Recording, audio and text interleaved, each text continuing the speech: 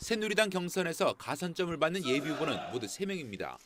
청주 흥덕 신용환, 정윤숙 예비후보가 정치 신인과 여성 자격으로 각각 가산점 10%를 받고 제천단양 권석창 후보 역시 정치 신인 가산점 10%를 받게 됩니다. 더불어민주당의 돈의 유일한 경선 지역인 청주 흥덕에선 정균영 예비후보에게 마찬가지로 정치 신인 가산점 10%가 더해질 예정입니다. 이 가산점은 여론조사 경선에서 후보가 득표한 숫자에 10%가 더 추가되기 때문에 승부가 박빙으로 전개될 경우 결정적 변수가 될 수밖에 없습니다. 상황에 따라 순위가 뒤바뀔 수도 있다는 얘기입니다. 어떤 특정 후보가 좀 상당히 많은 지지를 받고 있다. 그런데 그 지지를 못 받는 후보가 10% 받는 사람이다. 그럴 경우에는 별 문제가 없어요. 근데 거의 비슷한 수준의 여론조사 결과가 나왔을 때, 그럴 때는 아주 치명적으로 공천이 바뀌겠죠.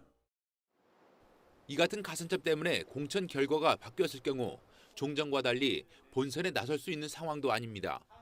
지난 19대 총선 당시 선관위가 후보자에게 가산점을 준 당내 경선은 무효라는 유권 해석을 내렸지만 이번에는 여야 정당이 경선 후보자에게 사전 서면 동의를 얻었을 경우 탈락자는 본선에 출마하지 못하도록 했기 때문입니다. 서면 동의가 모두 있으면 가산점이나 감점을 적용한 당내 경선을 할 수가 있습니다. 이 경우에 당내 경선에서 탈락한 후보자는 탈당을 해서 그 선거구에 무소속으로 후보 등록을 한다거나 하는 것은 금지가 되어 있습니다. 도내 주요 경선 지역에 대한 여야 여론조사가 오늘과 내일 일제히 진행되는 가운데 10% 가산점이 공천의 향배를 갈라놓을지 주목됩니다. HCN 뉴스 김택수입니다.